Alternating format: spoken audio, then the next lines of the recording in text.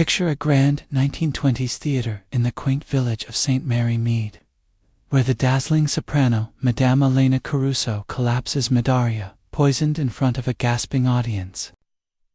Enter Miss Jane Marple, the unassuming spinster with a knack for unraveling secrets. As whispers of ambition, jealousy, and spite swirl around the understudy Clara Vane, fiery director Reginald Holt, grieving husband Thomas Caruso, and venomous critic Percival Wren, Miss Marple's keen eye untangles a web of motives. In a thrilling rehearsal trap, a hidden vial betrays the killer's desperate bid for the spotlight, proving that even in the grandest stage, the human heart hides the darkest truths. Chapter 1. The curtain rises. The Grand Theatre in St. Mary Mead glowed under the soft October moonlight, its marble facade catching the flicker of gas lamps along the high street. Within, the air thrummed with the low hum of anticipation, a symphony of rustling programs and whispered conversations. The premiere of La Voce D'Angelo promised to be the event of the season, and the star, Madame Elena Caruso, was the jewel in its crown. Her soprano voice, said to rival the angels themselves, had drawn a crowd from London and beyond, filling the velvet-lined auditorium with a glittering array of first stoles, silk top hats, and eager faces. Miss Jane Marple sat in a modest box to the left of the stage, her gloved hands folded neatly in her lap. Her nephew, Raymond West, had insisted she attend, claiming a night at the opera would do her good. "A change from your village intrigues, Aunt Jane," he'd said with a teasing smile. Miss Marple had agreed, though not without a private suspicion that Raymond simply wanted her out of his London flat for an evening. Now, as she adjusted her spectacles and surveyed the audience, she felt a twinge of unease. The theater, for all its grandeur, carried an undercurrent of tension, like a taut string waiting to snap. She observed the crowd with her usual quiet acuity. In the stalls below, Lady Harrington, whose penchant for gossip rivaled that of St. Mary Mead's own, Mrs. Price, whispered animatedly to her companion. Across the aisle, a young couple exchanged nervous glances, as if unaccustomed to such opulence. In the box opposite, a man with a sharp jaw and a critic's notebook scribbled furiously Mr. Percival Wren. Miss Marple noted, recalling his venomous reviews in the Clarion. Her gaze drifted to the stage, where the heavy crimson curtain trembled slightly, betraying the flurry of activity behind it. The orchestra struck its first notes, a cascade of strings that hushed the audience. The curtain rose, revealing a gilded set of an Italian palazzo, and Madame Elena Caruso glided into view. Her presence was electric, her dark hair swept into an elegant chignon. Her gown, a cascade of sapphire silk that shimmered under the gaslights. Her voice soared, pure and crystalline, weaving through the aria with a power that held the audience spellbound. Miss Marple, though no connoisseur of opera, appreciated the artistry. Yet as Elena's notes climbed higher, Miss Marple's sharp eyes caught a flicker of strain in her posture, a fleeting shadow across her face. "Curious," she murmured to herself, her fingers tightening around her fan. The first act unfolded without incident, and the audience erupted into applause as the curtain fell for the interval. Miss Marple remained in her seat, declining the usher's offer to escort her to the foyer. She preferred to watch, to listen, to notice. A group of young stagehands darted past her box, their whispers carrying snatches of backstage drama, quarrel between Elena and the director, Mr. Holt, over a missed cue. Miss Marple's lips pursed. In St. Mary Mead, such tiffs often hid deeper resentments, like those between Mrs. Baines and her rival over the church flower rhoda. The second act began, and Elena reappeared, her voice even more radiant. But midway through her solo, a discordant note broke the spell. Elena's hand flew to her throat, her eyes widened in panic, and a strangled scream escaped her lips. She swayed, her sapphire gown pooling around her as she collapsed onto the stage. The orchestra faltered. The audience gasped. A stagehand rushed forward, only to freeze, helpless, as the curtain crashed down with a thud that echoed like a gunshot. Miss Marple leaned forward, her heart quickening not with shock, but with focus. The theater erupted into chaos cries of alarm, the scrape of chairs, the urgent murmur of ushers.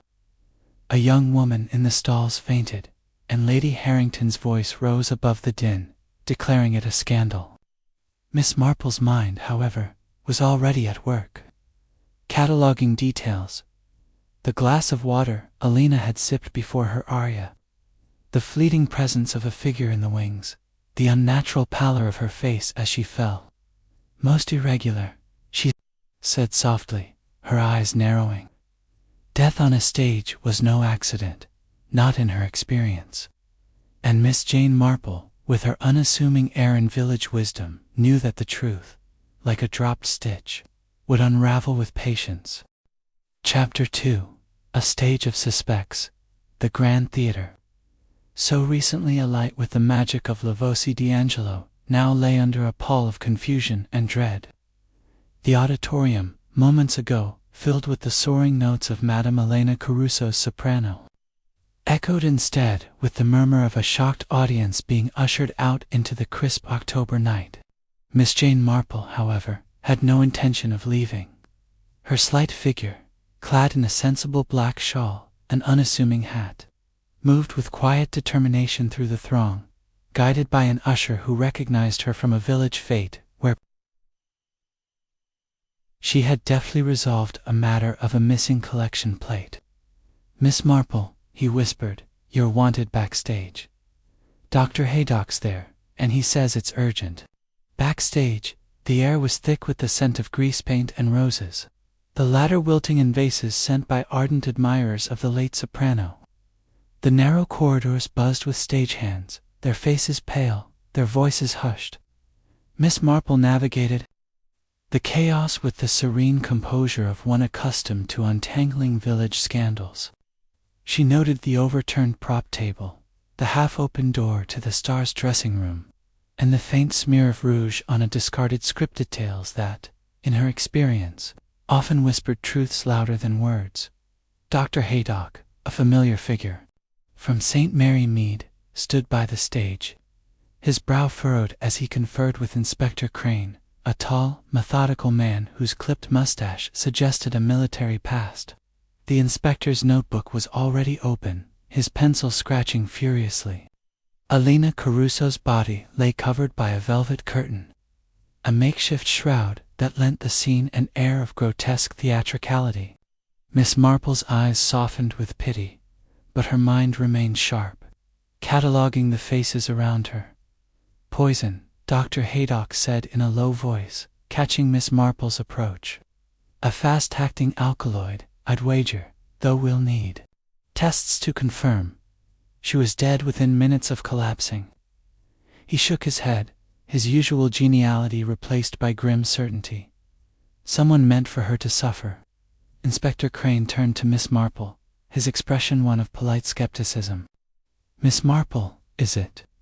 The usher says you've a knack for these things. I don't usually entertain amateurs, but Dr. Haydock vouches for you. What do you make of it?" Miss Marple's lips curved into a faint, deferential smile. "I'm merely an observer, Inspector, but I find people are much the same, whether in a village or a theater. They act from the heart, and the heart often betrays itself." She paused, her eyes drifting to the 4 figures lingering near the dressing-room door, each a study in guarded emotion. "Might we consider who had the chance to harm poor Madame Caruso?" The inspector nodded, gesturing toward the group. "These 4 were closest to her tonight. I'd like you to hear their stories, if you're willing. Keeps things informal for now." Miss Marple inclined her head, her mind already drawing parallels to a St. Mary Mead incident involving a poisoned jar of marmalade at the vicarage. Opportunity, she knew, was as telling as motive. The first was Clara Vane, the understudy, a woman of perhaps 25, with striking auburn hair and eyes that gleamed with a restless intensity. She stood apart, her hands twisting the hem of her shawl, her posture poised yet brittle, like a dancer awaiting her cue. Miss Marple noted the faint tremor in her fingers, the way her gaze flickered toward the dressing room as if drawn by an invisible thread. Clara's voice, when she spoke, was low but steady. I was in the wings, watching her perform. She was magnificent, as always. I never left my post until it happened.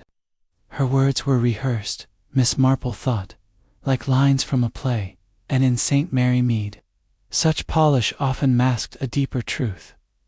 Next was Mr. Reginald Holt, the director, a man in his late 40s whose florid complexion and disheveled cravat suggested a temperament as volatile as the operas he staged. His hands gestured expansively as he spoke, his voice carrying the boom of one accustomed to commanding attention. Alina was difficult, I won't deny it, he said, his eyes flashing. She argued with me this very evening over a lighting cue, of all things. But murder, preposterous. I was in the orchestra pit, directing the tempo, when she fell. Miss Marple tilted her head, recalling Mr. Grimsby, the village choir master, whose outbursts hid a surprising loyalty to his singers. Was Holt's bluster a mask for guilt, or merely the habit of a man who lived for drama? Mr. Thomas Caruso, Elena's husband, stood slightly apart, his lean frame stooped as if bearing an invisible weight. His dark eyes were red-rimmed, his hands clasped tightly around a silver cigarette case engraved with Elena's initials. He spoke softly, his voice barely audible. I was in the audience, in the front row. Elena insisted I always watch her perform. When she fell, he trailed off, his gaze fixed on the covered figure. Miss Marple's heart stirred with sympathy, but her mind noted the rigidity of his posture, the way his fingers tightened on the case. In her village she had seen such grief before, sometimes genuine, sometimes a veil for darker sentiments. Last was Mr. Percival Wren, the critic, a wiry man with a sharp nose and a smile that curled like a question mark. His notebook was tucked under his arm, and his eyes darted about, as if cataloging every detail for his next column. I was backstage, hoping for a word with Alina after her performance, he said, his tone clipped. Her voice was past its prime, you know. I planned to say so in my review. But I was nowhere near her dressing room when it happened. Miss Marple's smile remained gentle, but her thoughts turned to a St. Mary Mead gardener who once sabotaged a rival's roses out of spite. Wren's malice was palpable, but was it confined to words? Inspector Crane led Miss Marple to the dressing room, a small opulent space cluttered with costumes, mirrors, and vases of roses. A crystal glass, half filled with water, stood on the vanity, its rim smudged with Elena's lipstick. This is where she drank before her final aria, Crane said. Dr. Haydock suspects the poison was in the water. Only someone with access could have tampered with it. Miss Marple's eyes swept the room, noting the open window, the scattered makeup brushes, the faint scent of lavender perfume. A single rose petal lay on the floor, its edge curled as if stepped on. Curious, she murmured, her mind already tracing the paths of those who might have passed through. Clara, she learned, had been seen adjusting props near the dressing room an hour before the performance. I was ensuring everything was in place, Clara had told the stage manager, her tone defensive. Holt had stormed into the room during a heated exchange with Elena, witnessed by a trembling wardrobe assistant. Thomas had brought the glass of water himself, a ritual, he claimed, to soothe Elena's nerves. Wren, oddly, had been spotted loitering in the corridor, though he insisted he was merely seeking an interview. Each had been close enough to act, but the means and the motive remained elusive. Miss Marple lingered by the vanity, her fingers brushing the glass. In my village, she said softly, almost to herself, a young woman once slipped a sleeping draught into her employer's tea, hoping to take her place at a dance. She meant no harm, but intentions are slippery things. Inspector Crane raised an eyebrow, but Dr. Haydock, accustomed to her musings, nodded. You think it's personal then? He asked. Miss Marple's eyes twinkled. Oh, doctor, it's always personal. Love, envy, ambition, they weave the tightest knots. The inspector, though skeptical, allowed Miss Marple to question the suspects further.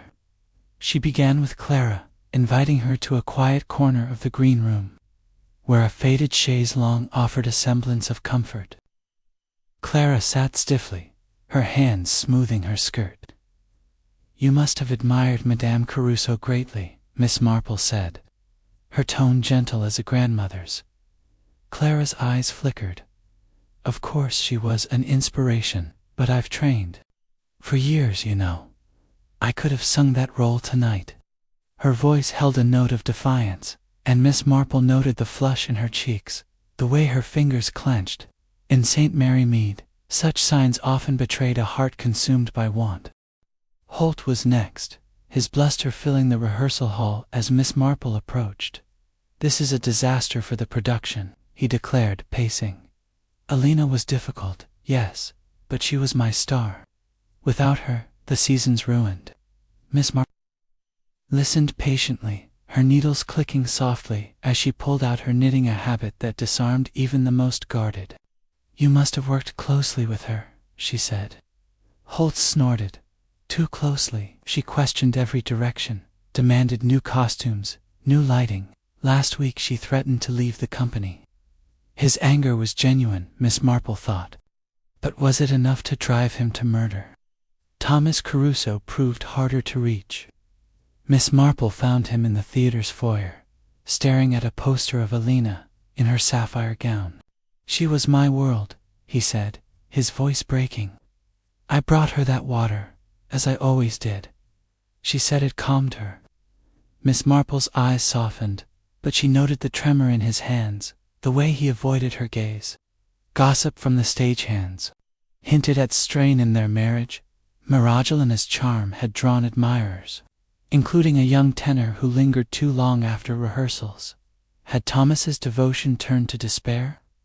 Wren was the last, and Miss Marple met him in the theater's library, where he sat with a glass of brandy and a smirk. Elena's voice was fading, he said unprompted. I'd have written as much tomorrow. The public deserves honesty.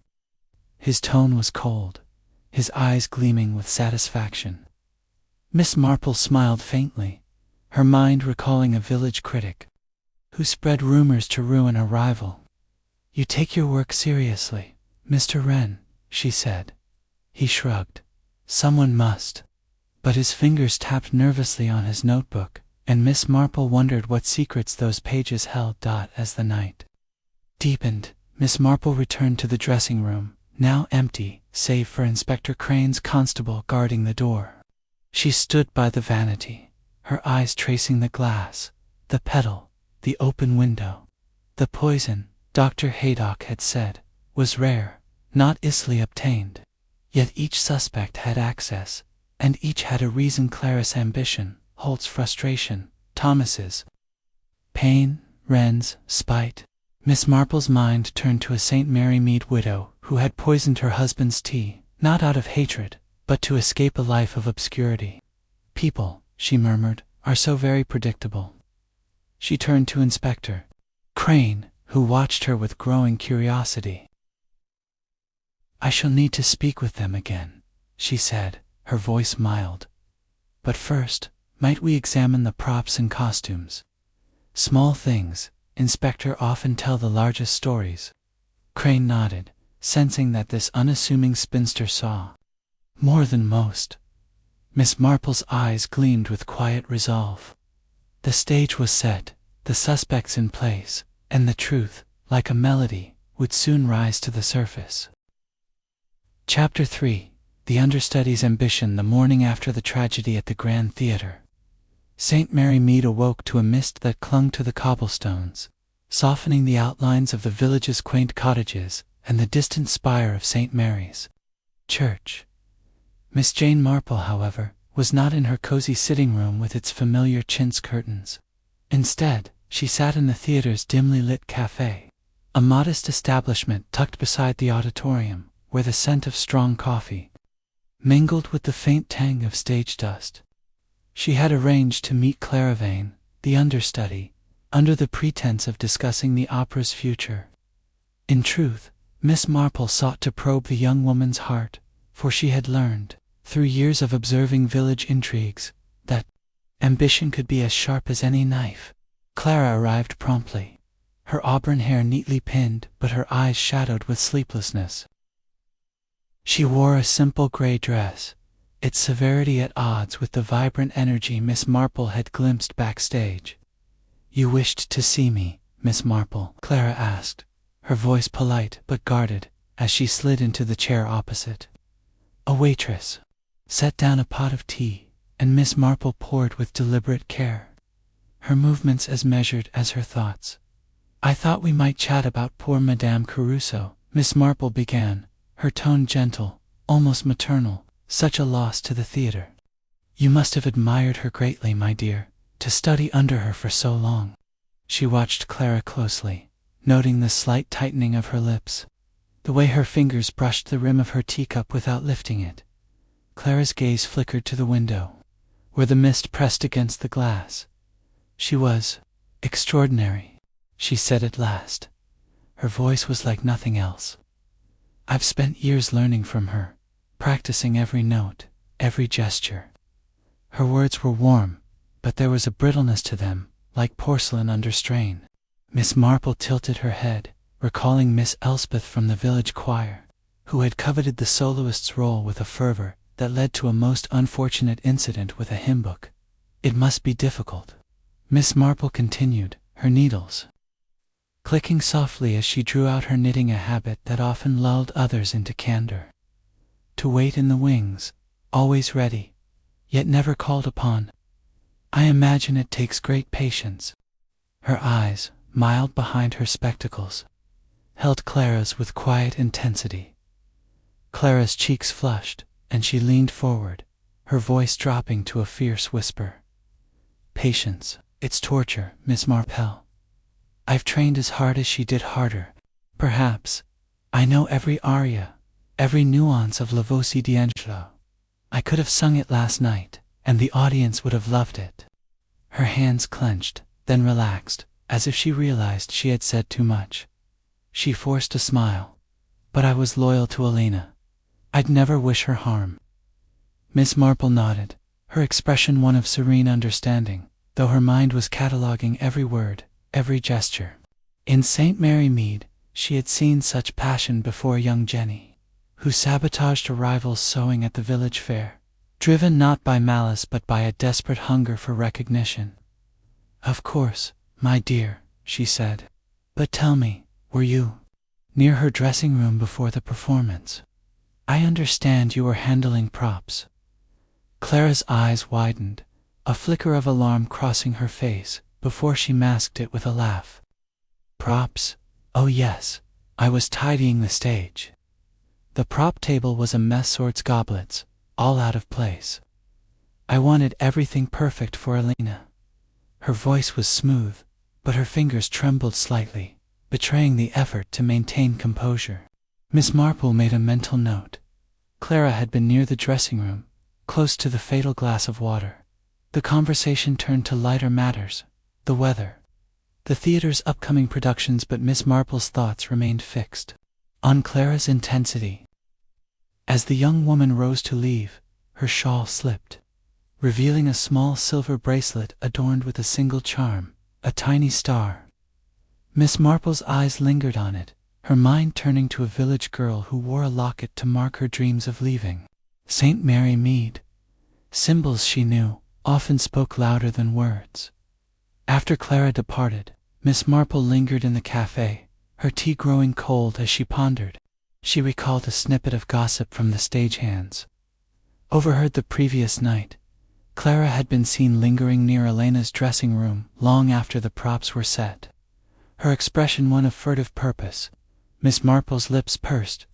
Ambition, unchecked, could twist the heart in dangerous ways, and Clara's hunger for the spotlight was as clear as the mist outside.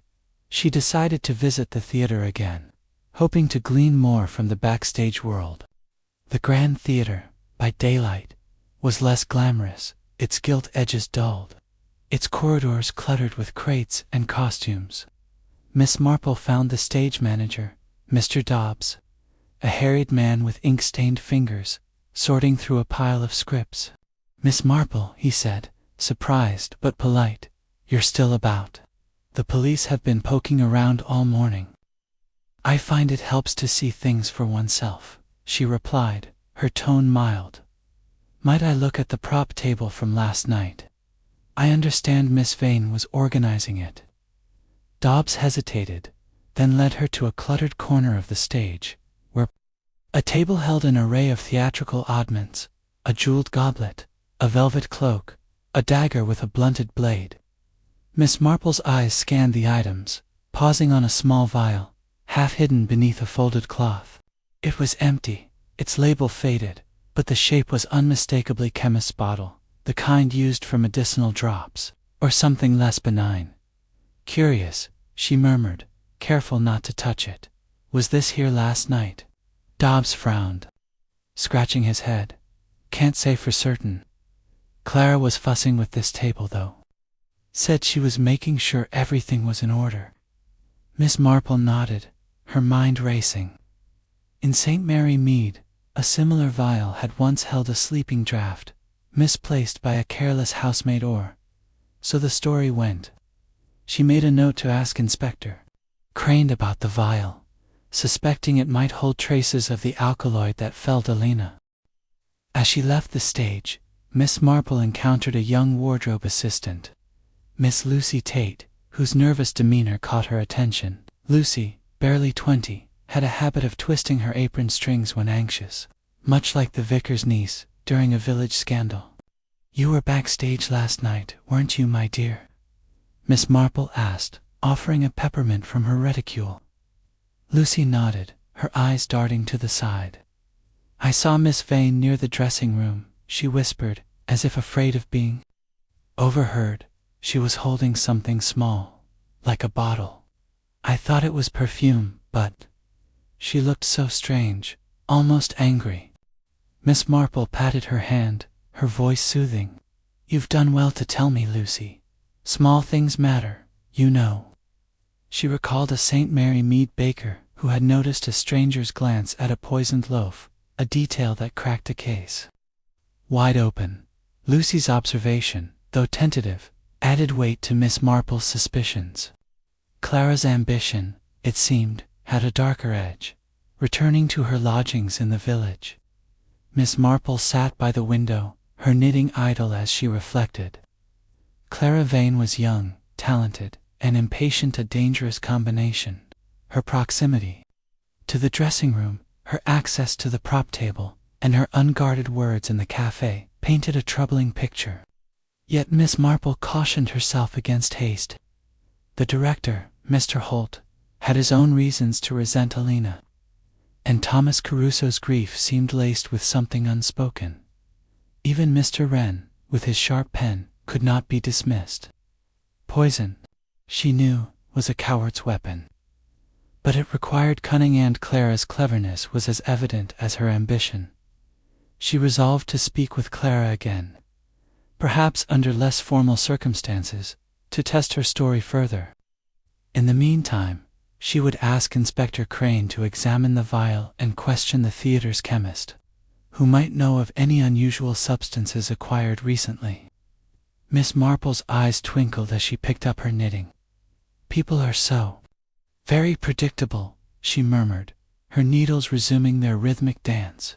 Clara Vane's star might burn brightly, but Miss Marple suspected it had cast a deadly shadow. Chapter 4. The director's temper. The afternoon sun filtered weakly through the mist, casting a muted glow over St. Mary Mead as Miss Jane Marple made her way back to the Grand Theatre. The village, with its orderly gardens and quiet lanes, seemed a world apart from the turmoil of the previous night. Yet Miss Marple knew that human nature, with its tangle of passions, was the same everywhere. Her thoughts were fixed on Mr. Reginald Holt, the opera's director, whose volcanic temper had left an impression as vivid as the crimson curtain that had fallen on Madame Alina Caruso's final performance. In her experience, Such outbursts often concealed deeper truths, much like Mr. Grimsby, the St. Mary Mead choirmaster, whose rages masked a surprising devotion to his singers. The theater's rehearsal hall was a cavernous space, its high ceiling echoing with the clatter of props being shifted for the next production. Miss Marple found Mr. Holt at its center, his broad frame dominating the room as he berated a young stagehand over a misaligned spotlight. "Do you think this is a village pantomime?" he bellowed, his florid face reddening further. "Precision, boy, precision." The stagehand scurried away, and Holt turned, catching sight of Miss Marple. His scowl softened into a grudging politeness, though his eyes retained their fiery glint. "Miss Marple, isn't it? Come to meddle in my theater, have you not?" "At all, Mr. Holt," she replied, her voice as mild as a summer breeze. "I merely thought to offer my condolences. Such a tragedy for your production."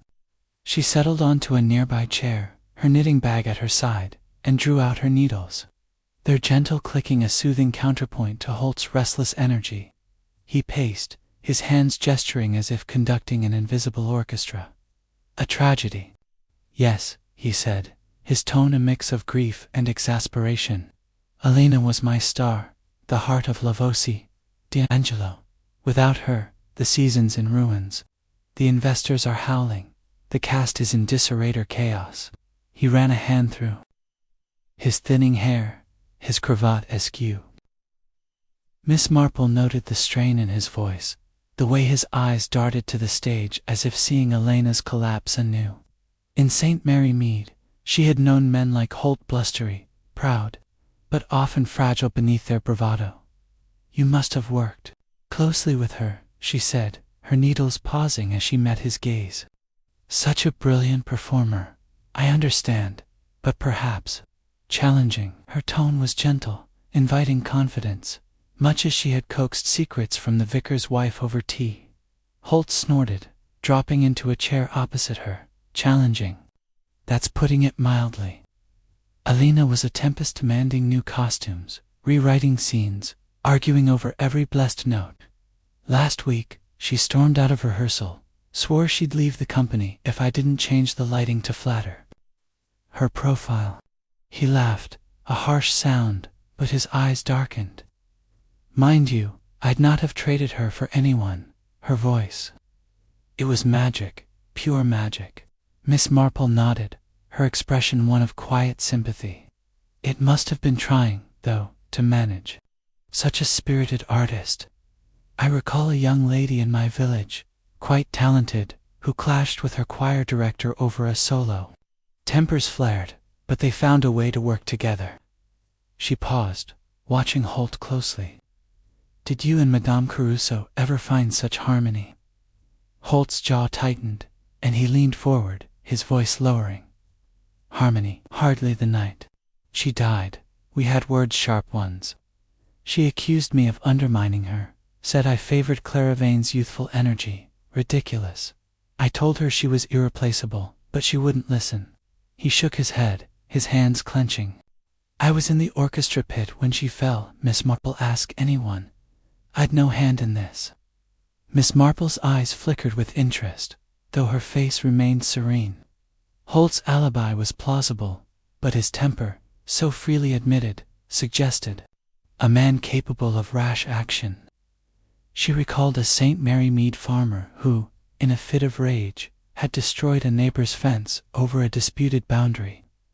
Could Holt's frustration with Elena have boiled over into something darker? "Of course," she said softly. "But you were in her dressing room earlier, were you not? During your discussion?" Holt's eyes narrowed, but he nodded. "Yes, I went to smooth things over. She was sipping her water, fussing with her makeup. I left her there, alive and well, I swear it." His voice was firm, but Miss Marple noted the slight tremor in his hands, the way his gaze slid to the side. In her village, such signs often betrayed a half-truth, like the butcher's boy who swore he hadn't touched the till, yet blushed. When questioned, she decided to explore the theater further. Seeking the wardrobe assistant, Lucy Tate, who had proved so observant the previous day. Lucy was in the costume room, her small hands deftly mending a tear in a velvet cape. Her apron strings were twisted, a sure sign of nerves, and Miss Marple offered her another peppermint, her smile disarming. "You mentioned seeing Miss Vane." "Near the dressing room, my dear," she said. "Did you happen to notice Mr. Holt there as well?" Lucy's eyes widened, and she nodded, her voice barely above a whisper. "Oh yes, miss. He was shouting at Madame Caruso something about the lighting again. I heard glass clink, like a bottle being set down hard. I thought it was just her water glass, but she trailed off, her cheeks flushing." Miss Marple patted her hand, her mind turning to the vial she had seen on the prop table. Had Holt, in his anger, tampered with Elena's water, or was Lucy's memory colored by the chaos of the night? Leaving the costume room, Miss Marple wandered to the orchestra pit, where a lone violinist practiced a mournful tune. The pit offered a clear view of the stage, and she imagined Holt there, directing the tempo as Elena sang her final aria. His alibi seemed solid, but Miss Marple knew that alibis, like village gossip, often unraveled under scrutiny. She recalled a St. Mary Mead incident where a shopkeeper, seen by all at his counter, had slipped away for mere minutes to commit a theft. Could Holt have done the same? She sought out the stage manager, Mr. Dobbs, who was overseeing the dismantling of the Lavoie D'Angelo set. His ink-stained fingers were smudged with charcoal, and he greeted her with a weary nod. Miss Marple, still sleuthing. "The inspectors got us all on edge." She smiled, her voice gentle. "I'm merely curious, Mr. Dobbs. Mr. Holt tells me he was in the orchestra pit during Madame Caruso's performance. Can you confirm that?" Dobbs scratched his chin, his brow furrowing. He was there, barking orders as usual. But he did step away briefly, just before the second act. Said he needed to check a cue sheet backstage. He was back quick enough, mind you. Miss Marple's eyes twinkled. A brief absence long enough, perhaps to slip into the dressing room and lace a glass with poison. She thanked Dobbs and made a mental note to discuss the vial with Inspector Crane, who had promised to send it for analysis, as she left the theater. The mist had thickened, shrouding St. Mary Mead in a gray veil. Miss Marple walked slowly, her thoughts as tangled as her knitting wool. Holt's temper was undeniable, his clash with Elena fresh and heated. His presence in the dressing room, coupled with his brief absence from the pit, gave him opportunity, if not means. Yet Clara Vane's ambition, Thomas Caruso's silent grief, and Percival Wren's malice remained equally compelling. Miss Marple's lips pursed as she recalled a village baker who, in a fit of pique, had spoiled a rival's dough. Holt's pride, she suspected, could be just as destructive. Back at her cottage, she settled by the fire, her needles resuming their rhythm. She would need to see Holt again, perhaps in a less formal setting, to gauge his sincerity. In the meantime, she would ask Inspector Crane about the vial's contents and inquire about Holt's access to the theater's stores, where a chemist's supplies might be kept. People, she murmured, her eyes glinting with quiet resolve, are so very revealing when they think they're not. The director's temper had set the stage, but Miss Marple knew the true culprit would soon step into the spotlight. Chapter 5. A husband's silence. The mist that had cloaked St. Mary Mead for days began to lift, revealing a sky of pale, uncertain blue as Miss Jane Marple made her way to the Caruso townhouse, a handsome Georgian residence on the edge of the village. The house, with its ivy-clad walls and tall windows, seemed to hold its breath, as if mourning its mistress.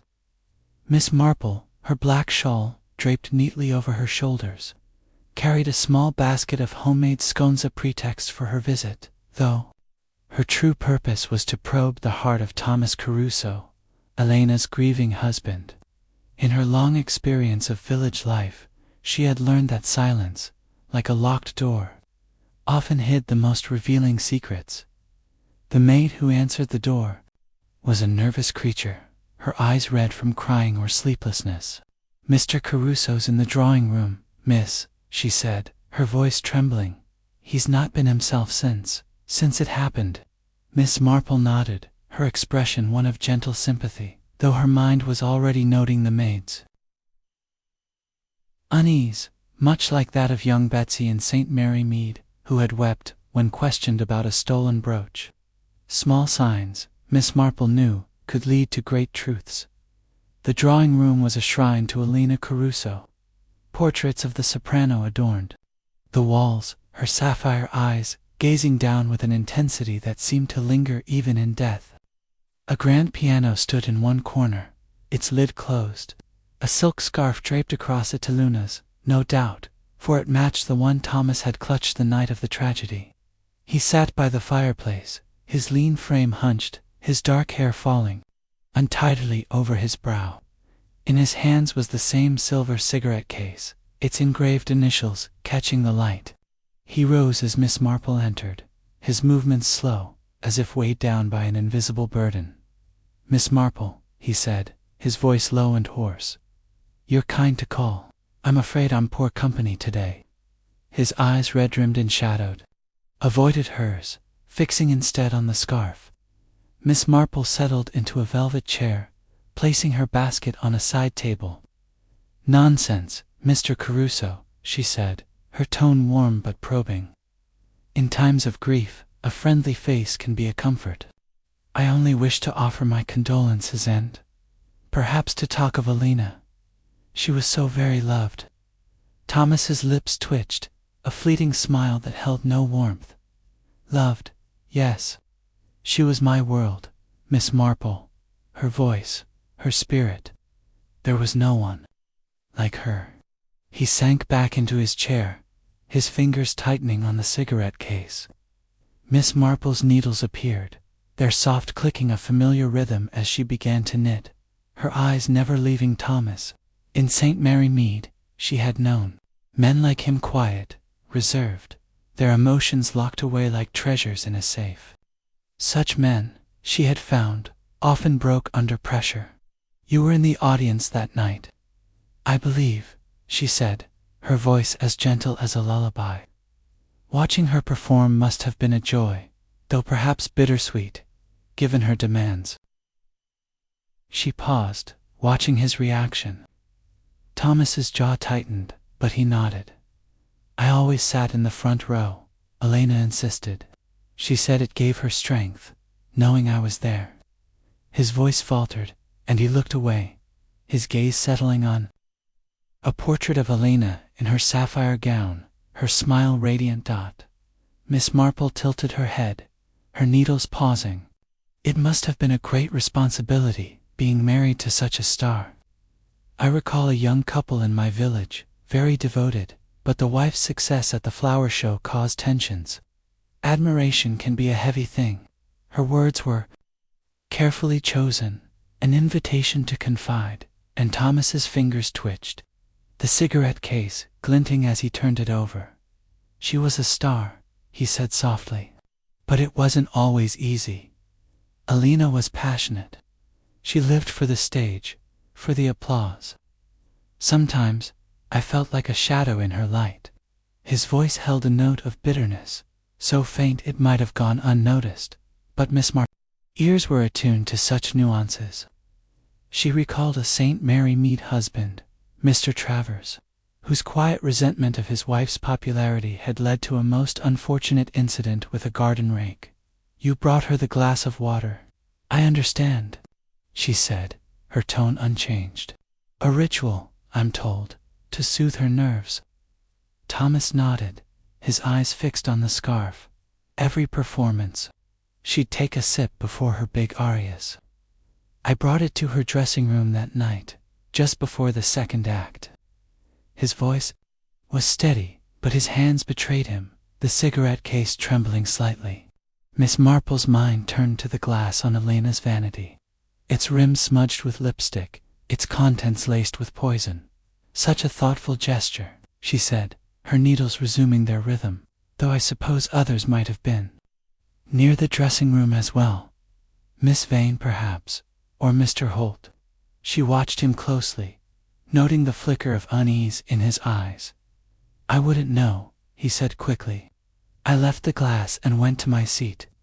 I didn't see anyone else. His words were clipped, and Miss Marple wondered if he was protecting someone or hiding something. She decided to press gently, her voice as soft as a whisper. In my village, Mr. Caruso, we had a man who brought his wife tea every morning. A loving habit. But when she fell ill, it turned out the tea held more than sugar. Grief can blind us, but so can love. Thomas's head snapped up, his eyes narrowing. Are you suggesting I poisoned her? His voice was sharp, but there was a tremor beneath it, like a string plucked too hard. Not at all, Miss Marple said, her smile disarming. I only mean that those closest to us can be the hardest to see clearly. You loved Alina, but love can be complicated. She paused, letting the silence stretch. Thomas's gaze dropped to the cigarette case, his fingers tracing the initials. It was complicated, he admitted, almost to himself. There were others, a tenor, young, always hovering. Alina laughed it off, but I saw how he looked at her. Miss Marple's eyes twinkled, though her face remained serene. The tenor, she recalled, was a handsome young man named Lorenzo, whose flirtations had been the talk of the stagehands. Had Thomas's jealousy festered into something darker? She made a mental note to speak with Lorenzo, whose name had surfaced in backstage gossip. You must have felt very alone, she said gently. Thomas nodded, his shoulders sagging. Sometimes, I did. Leaving the townhouse, Miss Marple walked slowly through the village, her thoughts as intricate as her knitting. Thomas's grief seemed genuine, but his silence, his guarded glances, suggested a man wrestling with more than loss. The cigarette case, clutched like a talisman, entreat hurts, constant presence hinted at a deeper significance. In St. Mary Mead, she had known a widow who carried her husband's watch long after his death, a symbol of guilt rather than love. Was Thomas's attachment similar? She stopped by the theater to speak with Lucy Tate, the wardrobe assistant, whose nervous observations had proved so valuable. Lucy was in the costume room, sorting through a pile of sequined gowns. Miss Marple, she exclaimed, her apron strings twisted tightly. I didn't expect you back so soon. Miss Marple offered a peppermint, her smile reassuring. Just a small question, my dear. Did you see Mr. Caruso in the dressing room that night, with the glass of water? Lucy nodded, her eyes wide. Yes, miss. He brought it in, set it on the vanity. Madame Caruso was at her mirror, fixing her hair. He didn't stay long, but he looked upset, like he'd been crying. Miss Marple's lips pursed. Upset or guilty? She thanked Lucy and made her way to the stage manager, Mr. Dobbs, who was cataloging props in the rehearsal hall. Mr. Caruso was quick about it. Dobbs confirmed when asked about the glass. In and out, like always. But I heard him muttering. Something to Elena sounded sharp, not like his usual self. Miss Marple's eyes narrowed slightly. A sharp word, a glass of water, a jealous heart. The pieces were forming a pattern, though not yet complete. Back at her cottage, Miss Marple sat by the fire, her knitting idle as she pondered. Thomas's love for Alina was evident, but so was his pain, laced with hints of betrayal.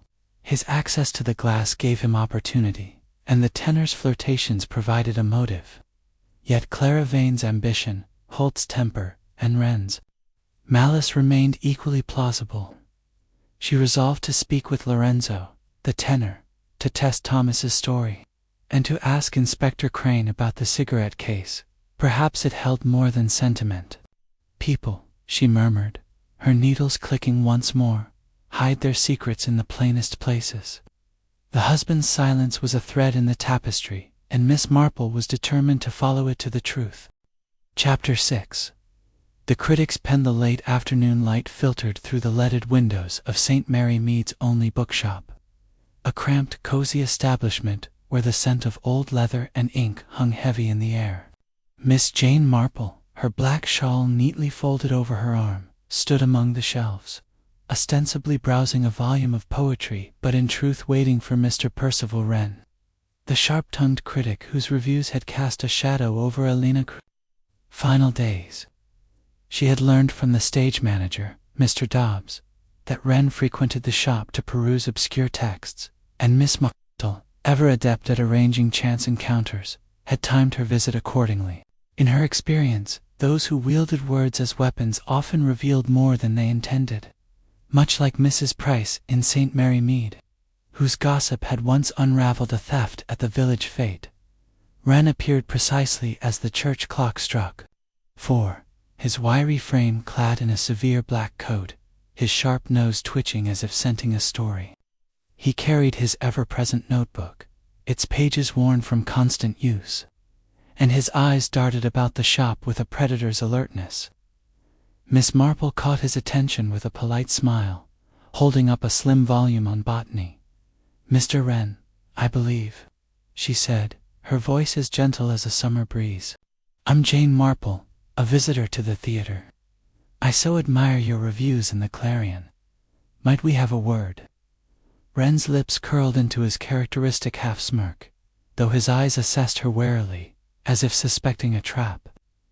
"Miss Marple," he said, his tone clipped but courteous. "A pleasure, I'm sure. Though I doubt you've read my work for pleasure. Most find it too pointed." He gestured to a small table near the shop's window, where a tray of sherry glasses sat, courtesy of the bookshop's eccentric owner. Miss Marple settled opposite him, her knitting bag at her side, and drew out her needles, their soft clicking a familiar prelude to her gentle interrogations.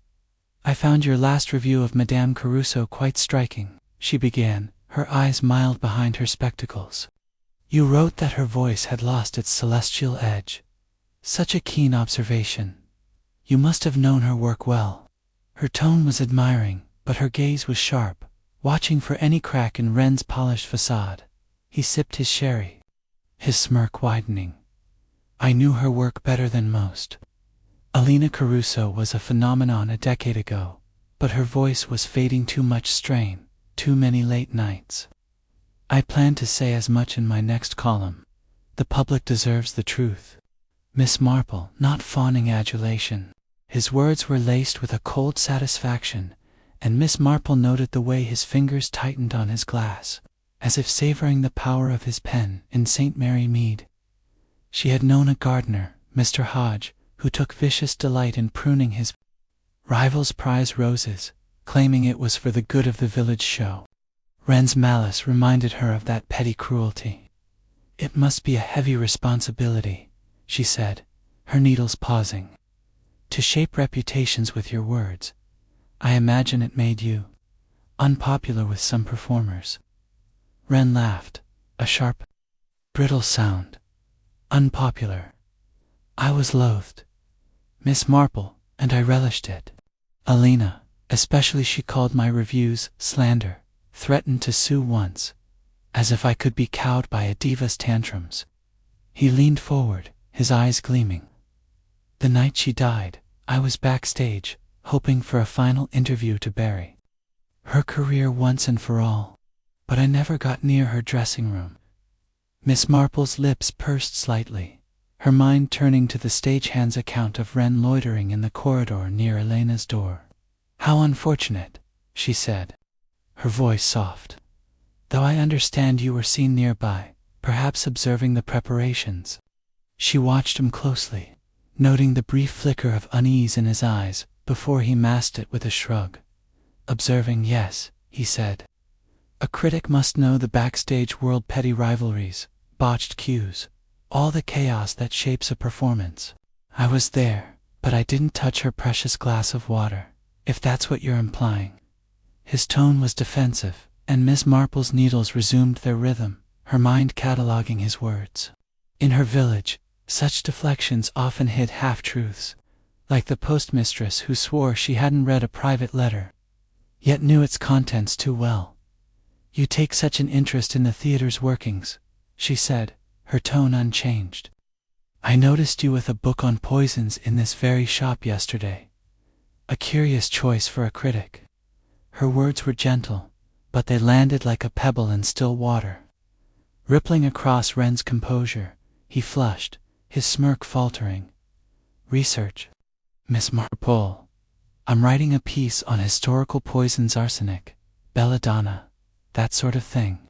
Purely academic." He tapped his notebook, as if to prove his point, but his fingers trembled slightly, and Miss Marple noted the way his eyes darted to the side. She recalled a St. Mary Mead school teacher who collected books on explosives, claiming scholarly interest, until a shed fire revealed his darker intentions. "Fascinating," she said, her smile disarming. "In my village, we had a gentleman who studied herbs, quite harmlessly, until a neighbor's cat fell ill. Knowledge can be dangerous, can't it?" Wren's jaw tightened, but he said nothing, sipping his sherry with forced calm. Miss Marple's mind turned to the vial she had seen on the prop table, its label faded but suggestive. Could Wren, with his sharp mind and sharper pen, have acquired such a substance? She steered the conversation to lighter topics, the bookshop's collection, the weather, but her thoughts remained fixed on Wren's malice. As they parted, he tucked his notebook under his arm, his smirk returning. "You're a curious one, Miss Marple," he said, "but you'll find no story here. I write the truth, not tragedies." She nodded, her eyes twinkling with quiet resolve. Words, she knew, could wound as deeply as poison, and Wren's were laced with venom. Leaving the bookshop, Miss Marple walked to the theater, where Inspector Crane was overseeing the removal of Elena's costumes. She found him in the dressing room, the crystal glass now sealed in a police bag. "Any word on the vial from the prop table?" she asked, her voice mild. Crane frowned, his mustache twitching. "Traces of an alkaloid, Miss Marple, the same kind that killed her. We're checking the theater's stores, but it's a rare one, not your everyday chemist stock." Miss Marple nodded, her mind turning to Wren's book on poisons. She decided to speak with Lucy Tate, the wardrobe assistant, who was polishing a pair of stage boots in the costume room. "Miss Lucy," she said, offering a peppermint, "you mentioned seeing Mr. Wren near the dressing room. Did he carry anything, a bag, perhaps, or a vial?" Lucy's apron strings twisted as she thought. "He had his notebook, miss, and a small satchel. I didn't see inside it, but he was clutching it tight, like he didn't want anyone near." Miss Marple thanked her, her thoughts racing. Wren's presence, his knowledge, his malice all pointed to opportunity, if not means. Yet Thomas Caruso's jealousy, Clara Vane's ambition, and Reginald Holt's temper remained equally compelling. She recalled a St. Mary Mead incident, where a spiteful letter had led to a ruined reputation, its author unmasked by a single careless word. Wren's pen, she suspected, might have dipped into a darker ink. Back at her cottage, Miss Marple sat by the fire, her knitting idle as she pondered. Wren's malice was clear, but his access to the poison was uncertain. She resolved to ask Inspector Crane to check the bookshop's records for Wren's purchases and to question the theater's chemist about any unusual requests. "People," she murmured, her needles clicking once more, "think their words shield them, but they often betray the heart." The critic's pen had drawn blood before, and Miss Marple was determined to see if it had struck a fatal blow. Chapter 7. The Poison's Patha. Early evening air in St. Mary Mead carried a chill that hinted at the coming winter, and Miss Jane Marple drew her shawl tighter as she walked a short distance from her cottage to the Grand Theatre. The village was settling into its usual quietude, with lamplight glowing softly from cottage windows. But Miss Marple's mind was far from restful. The death of Madame Elena Caruso, with its grim theatricality, had stirred her village-honed instincts, and the puzzle of the poison, a rare alkaloid, as Dr. Haydock had confirmed, demanded her attention. She had learned, through years of unraveling St. Mary Mead's small scandals, that the path of a poison was often as telling as the hand that delivered it. The theater was subdued, its grand facade dimmed by the absence of its star. Inside, the corridors were quiet, save for the occasional clatter of a stagehand's tools or the murmur of Inspector Crane's constables, who were still combing the premises for clues. Miss Marple found the inspector in the manager's office, a cramped room cluttered with playbills and ledgers. Crane stood over a desk, examining a report, his clipped mustache twitching with frustration.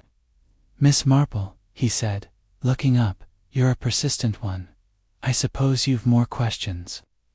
"Only a few, Inspector," she replied, her voice as mild as ever, settling into a chair with her knitting bag at her side. "I've been thinking about the poison, such a rare substance. Dr. Haydock says it's not the sort of thing one finds in a village chemist's shop, is it?" Her needles appeared, their soft clicking a gentle rhythm as she watched Crane's reaction. He nodded, his expression grim. "Quite right. The lab confirmed it's a derivative of aconite, highly toxic and not easily come by. It was in the glass of water Alina drank before her final aria. Whoever used it knew exactly what they were doing." He gestured to a small evidence bag on the desk, containing the vial Miss Marple had spotted on the prop table. This held traces of the same substance. "We're trying to trace its source, but the theater's stores are a mess. Chemicals for stage effects, cleaning supplies, you name it." Miss Marple's eyes twinkled behind her spectacles. "In my village, Inspector, we once had a case of a poisoned cake at the church bazaar. The culprit used a garden pesticide, easily obtained, but carefully hidden. I wonder who had access to the theater's stores." Her question was gentle, but it carried the weight of her suspicions, honed by years of noticing the small betrayals of human nature. Crane consulted his notebook. "The stores are locked, but the stage manager, Mr. Dobbs, keeps a key, as do the chief stagehand and the theater's chemist. Mr. Phipps, performers and crew, come and go, though props costumes and such. Clara Vane was seen near the stores last week, fetching paint for a set. Mr. Holt, the director, often checks the chemicals for his lighting effects. Mr. Caruso, being Elena's husband, had free run of the place. Even Mr. Wren, the critic, was spotted poking about, claiming he was researching a piece on stagecraft." Crane's voice held a note of exasperation, and Miss Marple sympathized. Suspects, like village gossips, were often too plentiful. She leaned forward, her needles pausing. "In the dressing room, Inspector. That glass of water, only someone close to Madame Caruso could have tampered with it, surely?" Crane nodded, flipping a page in his notebook. "Exactly. The door wasn't locked, and the corridor was busy. Before the performance, Clara was there, adjusting props. Holt stormed in for an argument.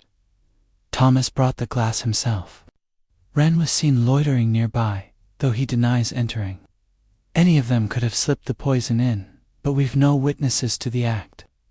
Miss Marple's lips pursed, her mind turning to a St. Mary Mead incident where a stolen necklace was hidden in a teapot, overlooked by all but the sharp-eyed housemaid. "Small things, Inspector," she said softly, "often tell the story. Might we visit the dressing room again? I'd like to see it in the evening light, as it was that night." Crane raised an eyebrow but agreed, accustomed by now to her unassuming persistence.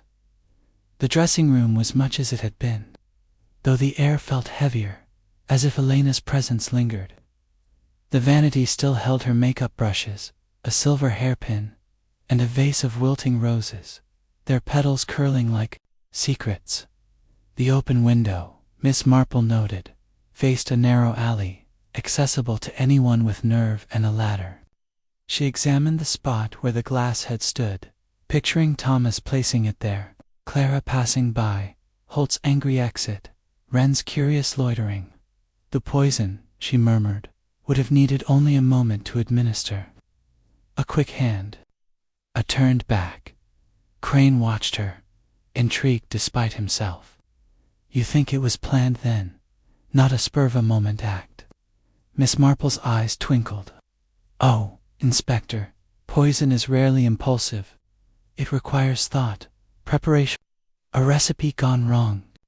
In my village, a young woman once laced a rival's tea with a sleeping draught, hoping to win a suitor's favor. The planning was her undoing. She'd bought the draught from a chemist who remembered her.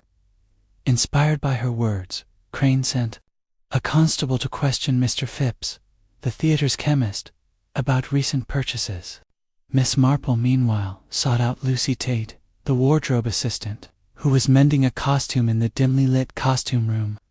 Lucy's apron strings were, as ever, twisted with nerves, and Miss Marple offered a peppermint to ease her. "My dear," she said, "you've been so helpful. Did you notice anyone near the stores last week, perhaps fetching something unusual?" Lucy hesitated, her eyes darting to the door. I saw Mr. Wren there, miss, a few days ago. He said he was curious about stage paints, but he was looking at the bottles, chemical ones, not paint. I thought it odd for a critic." Miss Marple nodded, her mind turning to Wren's book on poisons. She recalled a St. Mary Mead apothecary who had sold a rare herb to a woman, claiming it was for research, only to learn it was used to sicken a rival's cow. Next, she spoke with Mr. Dobbs, the stage manager, who was sorting props in the rehearsal hall. His ink-stained fingers fumbled with a ledger as he answered her questions. Clara was in the stores, yes, fetching paint for the set, he confirmed. But Mr. Holt was there too, checking the flash powders for his lighting tricks. And Mr. Caruso, he's always wandering about, carrying things for Alina. Never thought much of it. Miss Marple thanked him, her thoughts circling the vial, the stores, the glass. Each suspect had opportunity, but the poison's source remained elusive. As dusk settled over the village, Miss Marple returned to the theater's alley, where the dressing-room window overlooked a cobbled path. She examined the ground, noting scuff marks that suggested recent activity, a ladder, perhaps, or a crate used to climb. In St. Mary Mead, a thief had once entered a vicarage through a similar window, leaving only a footprint to betray him. She made a note to ask Crane about the alley's access. Suspecting an outsider or a clever insider might have used it.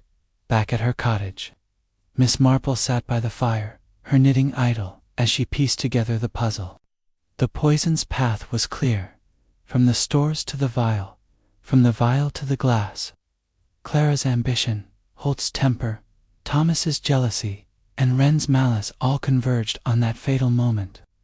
Yet the alkaloid's rarity suggested premeditation, and Miss Marple wondered if the theater's chemist, Mr. Phipps, held the key. She resolved to meet him tomorrow and to press Crane for the vial's analysis. "People," she murmured, her needles clicking once more, "leave trails, even when they think they've swept them clean." The poison's path was narrowing, and Miss Marple was determined to follow it to its source. Chapter 8.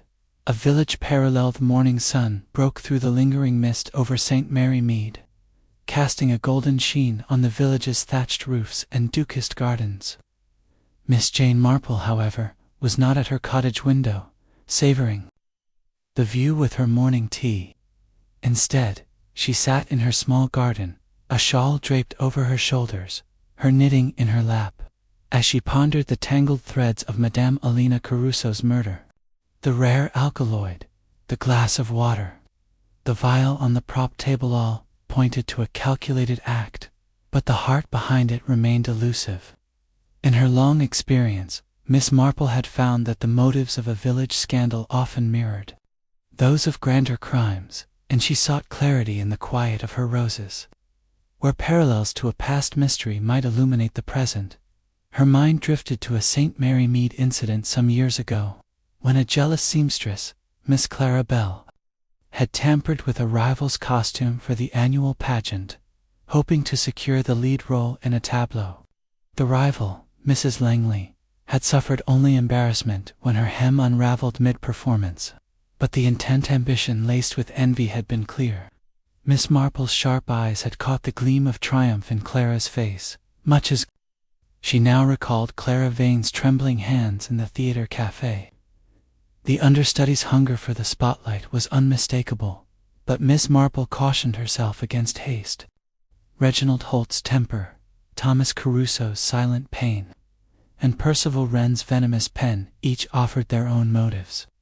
As vivid as the roses before her, she rose, brushing a petal from her shawl, and decided to return to St. Mary Mead for the day, trusting the familiar rhythms of village life to sharpen her perspective. The walk to her cottage was short, and she paused at the gate to exchange pleasantries with Mrs. Bantry, who was pruning her dahlias. "Jane, you're looking preoccupied," Mrs. Bantry remarked, her eyes bright with curiosity. "Is it that dreadful business at the theater? Poison, they say." Miss Marple smiled faintly, deflecting with a comment on the weather. But Mrs. Bantry's words stirred a memory of the village's own brush with poison. A tainted jar of marmalade at the vicarage, slipped into a tea tray by a resentful housekeeper. Inside her cottage, Miss Marple settled by the fire, her knitting resuming its gentle rhythm as she sifted through the suspects. Clara Vane's ambition was the most striking parallel to Miss Bell's sabotage, but ambition alone did not make a murderer. Holt's fiery outbursts echoed Mr. Grimsby, the choirmaster, whose rages had once frightened a soprano into quitting, though he never resorted to violence. Thomas Caruso's quiet grief reminded her of Mr. Travers, whose jealousy over his wife's popularity had simmered until it erupted in a minor assault. And Wren's spiteful reviews were not unlike Mrs. Price's gossip, which had ruined reputations. With a single barbed remark, each suspect, like a village archetype, carried a motive that could twist into murder. Miss Marple's thoughts turned to the poison's path, so carefully traced the previous evening. The vial on the prop table, its traces of aconite, suggested access to the theater's stores, where Mr. Phipps, the chemist, might provide answers. She recalled a St. Mary Mead apothecary who had sold a rare herb under the table, his ledger revealing the buyer's name. If Phipps kept similar records, they might point to the culprit. She made a note to visit him, her mind also lingering on the alley window behind Elena's dressing room. Its scuff marks hinted at an outsider's entry or a clever ruse by an insider. A knock at the door interrupted her reverie. It was Lucy Tate, the wardrobe assistant, her face pale and her apron strings twisted as ever. "Miss Marple," she said, her voice trembling, "I had to come. I remembered something about Mr. Caruso. That night, when he brought the glass, he was holding a small bottle, like the one you saw on the prop table. I thought it was cologne, but it looked wrong, somehow." Miss Marple's eyes twinkled, though her expression remained serene. "Thank you, Lucy," she said, offering a peppermint. "You've done well to tell me. Small things, you know, often unravel the largest knots." Lucy's revelation strengthened the thread leading to Thomas, but Miss Marple's village parallel urged caution. In the marmalade case, the housekeeper's guilt had seemed certain until a second suspected jilted suitor emerged with a stronger motive. She decided to test her suspicions by observing the suspects together, much as she had once gathered the village choir to watch their reactions during a stolen hymn book inquiry. A staged event at the theater, perhaps a rehearsal, might reveal a telltale glance or gesture. She telephoned Inspector Crane, her voice as polite as ever.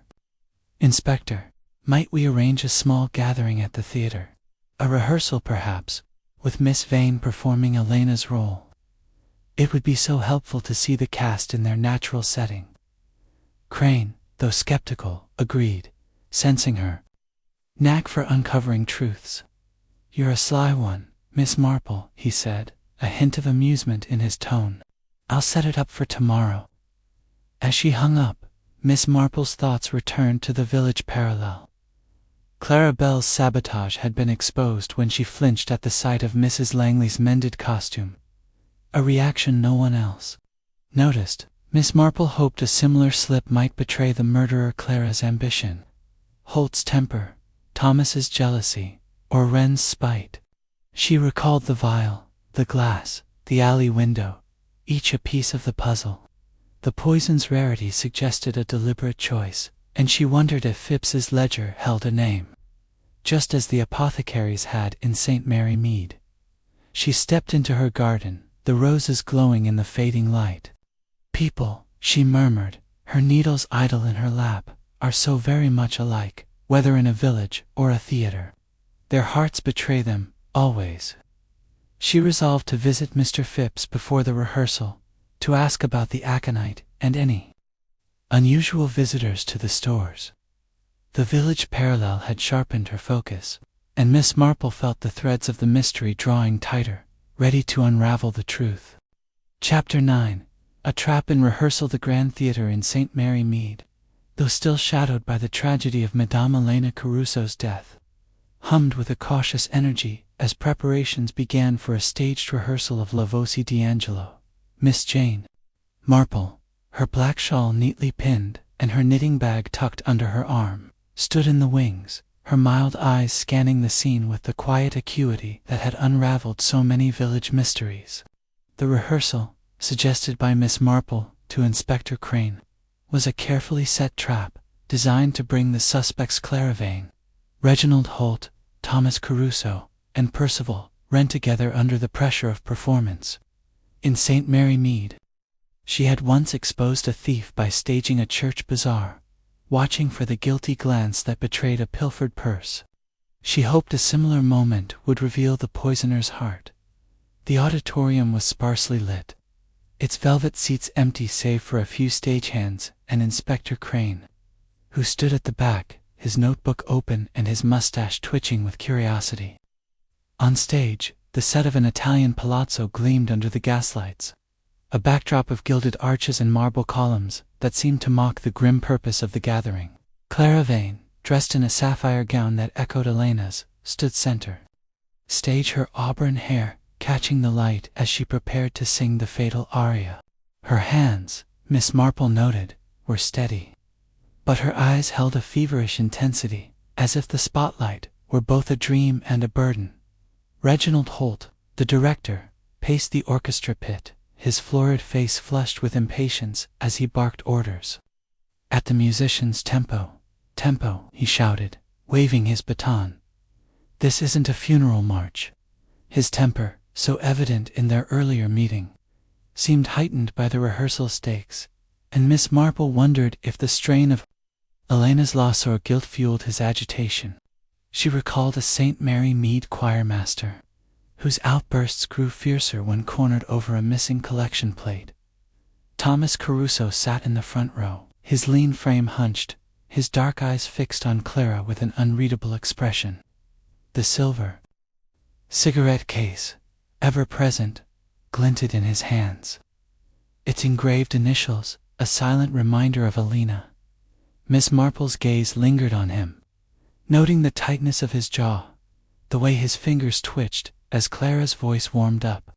His jealousy, hinted at in their talk at the townhouse, might flare under the sight of another woman in Elena's role, much like Mr. Travers in St. Mary Mead, whose resentment had boiled over at a village dance. Percival Wren lounged in a side aisle, his sharp nose buried in his notebook, though his eyes darted to the stage with a critic's disdain. His pen scratched furiously, and Miss Marple suspected he was already crafting a scathing review of Clara's performance. His malice, so clear in the bookshop, seemed undimmed, and she wondered if his presence was a calculated tauntor, a mask for deeper involvement. In St. Mary Mead, a gossip's barbed words had once led to a confrontation that exposed a liar's guilt. The rehearsal began, the orchestra swelling with the opening chords of the aria. Clara's voice rose, clear and strong, though lacking the celestial depth of Elena's. Miss Marple, stationed in the wings, watched the suspects closely, her knitting needles idle in her hands. A prop table nearby held a glass of water, placed there at her suggestion to mirror the fatal night. It was a test, a silent challenge to the poisoner, and she hoped it would provoke a reaction, a glance, a flinch, a gesture that betrayed the Truth, as Clara reached the aria's climax, her voice soaring with desperate passion. Miss Marple's eyes flicked to Holt. He stood rigid in the pit, his baton frozen, his face a mask of concentration. Or was it unease? She recalled Lucy Tate's account of hearing glass clink during his argument with Elena, and wondered if the prop glass stirred a memory. Holt's temper, so volatile, might have driven him to act, yet his focus on the music suggested a man consumed by art, not murder. Thomas's reaction was more telling. His eyes, fixed on the glass, widened slightly, and his fingers tightened on the cigarette case, the metal catching the light. Miss Marple's heart quickened, noting the way his posture shifted, as if drawn to the scene of his wife's death. His silence, she knew, hid a tangle of love and jealousy. Much like a St. Mary Mead husband who had once stared at a rival's bouquet, his hands trembling with suppressed rage. Could Thomas have slipped the aconite into Elena's glass, driven by betrayal? Wren's pen paused, his smirk fading as he glanced at the glass. Then at Clara. His eyes narrowed, and Miss Marple caught a flicker of calculation, as if he were weighing the scene against his own knowledge. His interest in poisons, revealed in the bookshop, made his presence near the dressing room suspect, and she wondered if his notebook held more than reviews. In St. Mary Mead, a school teacher's diary had once exposed a plot to sabotage a rival's garden, its entries as damning. As a confession, Clara's aria reached its peak, and she lifted the prop glass, her hands steady as she mimed a sip. Miss Marple's breath caught, her eyes darting to each suspect. Holt exhaled sharply, his baton resuming its rhythm. Thomas's face paled, his cigarette case slipping slightly in his grip. Wren's pen resumed its scratching, but his smirk was gone, replaced by a tense line. Then, as Clara set the glass down, Miss Marple saw it a tiny, almost imperceptible gesture. Clara's other hand, hidden by her sleeve, brushed against her waist, where a small bulge suggested a concealed object. A vial, perhaps, tucked away in haste. The rehearsal ended, the orchestra falling silent as Clara bowed to polite applause from the stagehands. Miss Marple's mind raced, the gesture cementing her suspicions. In St. Mary Mead, a seamstress had once hidden a stolen needle in her apron, her furtive touch betraying her to Miss Marple's watchful eyes. Clara's movement, so subtle, was a thread she could not ignore. She approached Inspector Crane, who had observed from the shadows, and whispered, "Did you see Miss Vane's hand, Inspector? I believe we should speak with her Crane nodded, his skepticism softened by her earlier insights. "You've a knack for this, Miss Marple. I'll have her brought to the green room." As the cast dispersed, Miss Marple lingered by the prop table, her eyes on the glass. It was untouched, of course, but its presence had stirred the suspects, much as a misplaced hymn book had once flushed out a choir thief in her village. She recalled Lucy's account of Clara holding a bottle near the dressing room, and the vial on the prop table. Its aconite traces a silent accusation. In the green room, Clara sat stiffly, her sapphire gown pooling around her, her face a mask of composure. Inspector Crane stood by the door, his notebook ready, while Miss Marple settled opposite, her knitting needles clicking softly. "You sang beautifully, my dear," she said, her voice gentle. "It must have been thrilling to stand in Elena's place. But I couldn't help noticing your hand by your waist during the aria. Was there something there?" Clara's eyes widened, a flicker of panic crossing her face before she forced a laugh. "My hand, oh, just nerves, Miss Marple. The aria's demanding, and I was adjusting my sash." Her voice was smooth, but her fingers twitched, and Miss Marple noted the slight flush in her cheeks. In St. Mary Mead, such signs had betrayed a young maid who swore she hadn't touched a stolen ring, yet blushed under questioning. Crane stepped forward, his tone firm. "Miss Vane, we found a vial on the prop table with traces of aconite, the same poison that killed Madame Caruso. You were seen near it, and near her dressing room. Care to explain? Clara's composure cracked, her hands clenching in her lap. I don't know anything about a vial, she stammered. I was only tidying props, like I told you.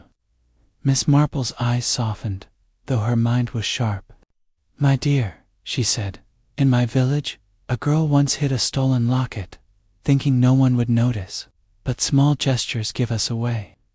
I believe you have something hidden perhaps in your costume.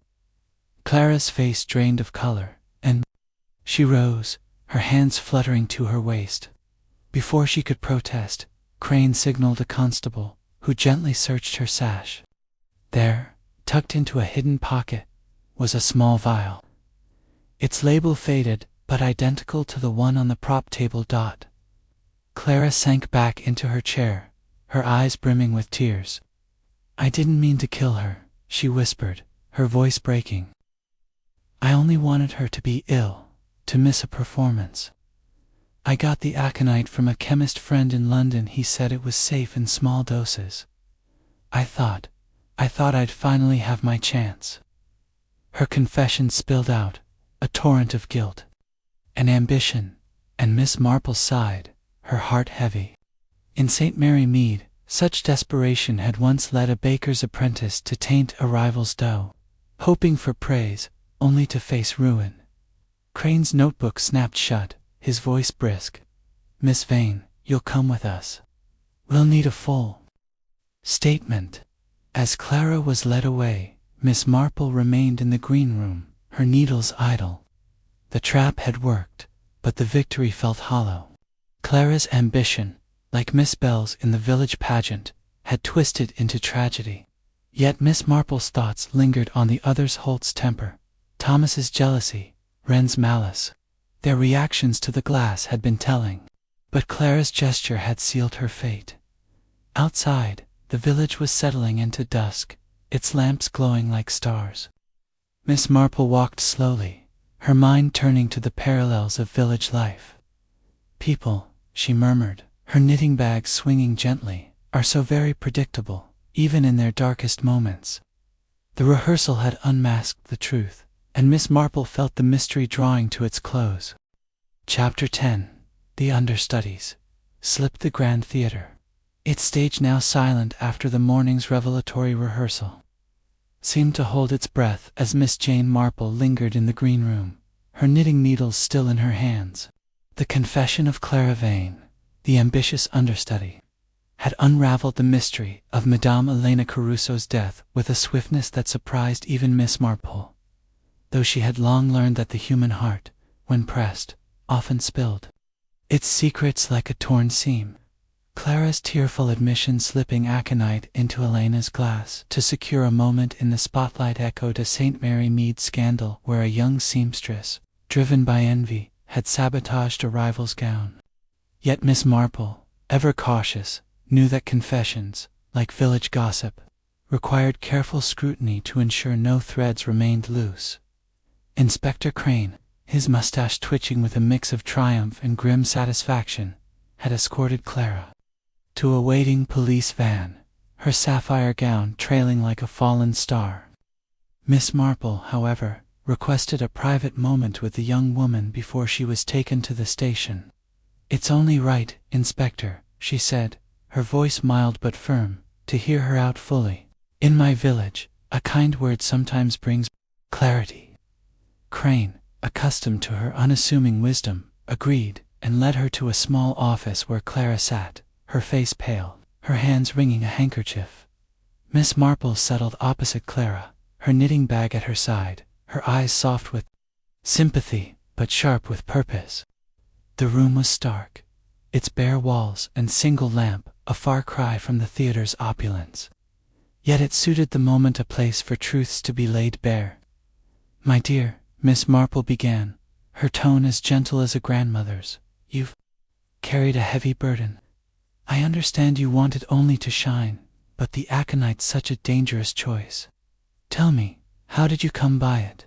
Clara's eyes, red from crying, met Miss Marple's, and the defiance that had flickered in the rehearsal was gone, replaced by a weary resignation. I didn't mean for her to die," she whispered, her voice breaking. "I met a chemist in London, Mr. Harrow, a friend from my music school days.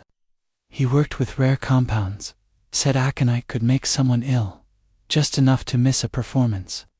I paid him for a small dose, told him it was for research." Her hands twisted the handkerchief, and Miss Marple noted the tremble, much like that of a St. Mary Mead maid who had confessed to stealing a silver spoon, her guilt plain in her shaking fingers. Miss Marple's needles clicked softly, a soothing rhythm in the tense silence. "And the vial, my dear, the one in your did it find its way there?" She leaned forward slightly, her eyes holding Clara's with quiet insistence, recalling how she had once coaxed a confession from a village baker's apprentice by focusing on a single detail, a flower-stained apron. Clara's gaze dropped, her voice barely audible. "I kept it with me, just in case. I slipped it into Elena's water before the second act, when I was near her dressing room. No one saw me, was so careful, but after she collapsed, I panicked. I hid the vial in my sash, meaning to get rid of it, but I couldn't find a moment." Her tears fell, staining the handkerchief, and Miss Marple sighed, her heart heavy with pity. In St. Mary Mead, such desperation had led a young girl to hide a stolen locket in her shoe, only to be caught when she limped under its weight. "You thought a small dose would be safe," Miss Marple said softly, "but poisons are treacherous.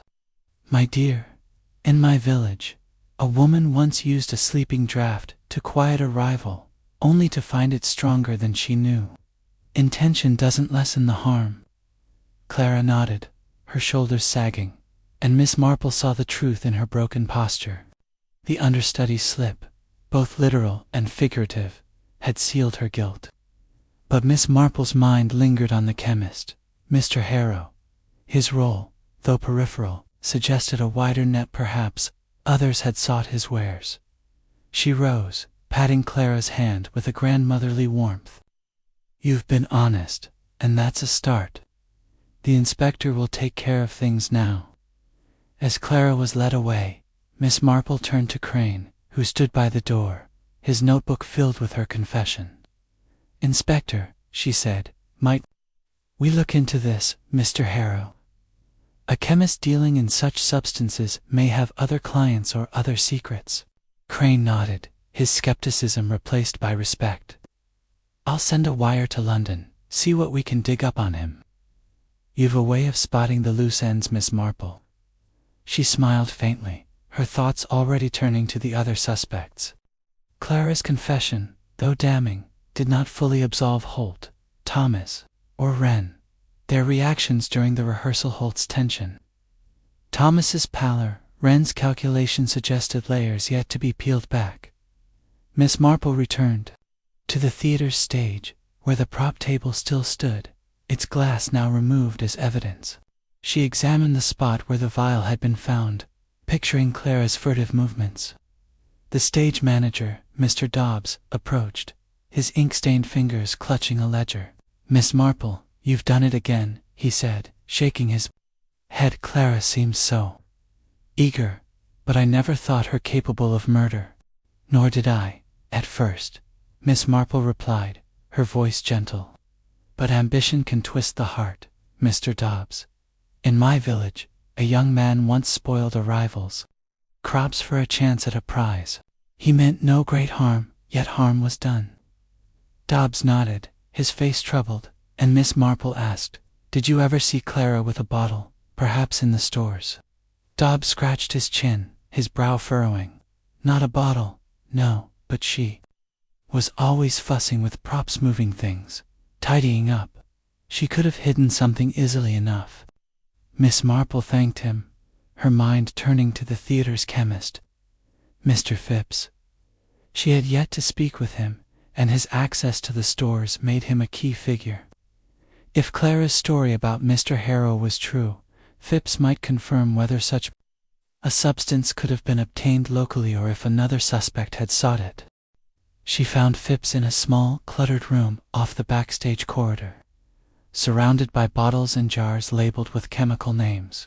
He was a wiry man with spectacles perched on his nose, his fingers stained with dye from stage effects.